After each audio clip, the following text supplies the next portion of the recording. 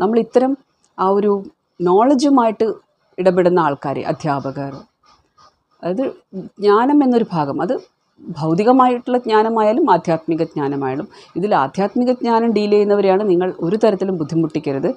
അവരുടെ ലൈഫ് സ്റ്റൈലോ അവരുടെ എങ്ങനെയാണെങ്കിലും അത് പിന്നീട് ദൈവികമാണ്. ഒന്നുകൂടി അവരെപ്പറ്റി നിങ്ങൾക്കൊന്നും അറിയില്ല. എത്രമാത്രം കണക്ഷൻ അവർക്ക് അവരുടെ ഇഷ്ടദൈവവുമായിട്ടുണ്ട്, എത്രമാത്രം എസ്റ്റാബ്ലിഷ്ഡാണ് അവരുടെ ആ ഒരു ജീവിതം എന്നത്, ആധ്യാത്മിക ജീവിതം എന്നത്.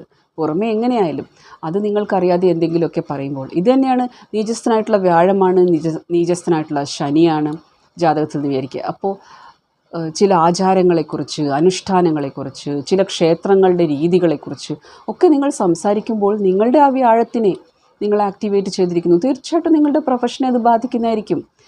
അതുകൂടാതെ നിങ്ങളുടെ ഏത് ഭാവത്തിലാണ് ഈ വ്യാഴം ഇരിക്കുന്നത്, 5ാം ഭാവത്തിലാണ് നീചസ്ഥനായിട്ടുള്ള വ്യാഴമുണ്ടെങ്കിൽ നിങ്ങളുടെ സന്താനങ്ങൾ മൂലം എന്തെങ്കിലും ഒരു ദുഃഖം, അല്ലെങ്കിൽ അവർക്ക് ദുഃഖം, ആ കർമ്മഫലം എന്നത് എവിടെ മാനിഫെസ്റ്റ് ആവുന്നു എന്നത് നിങ്ങൾക്ക്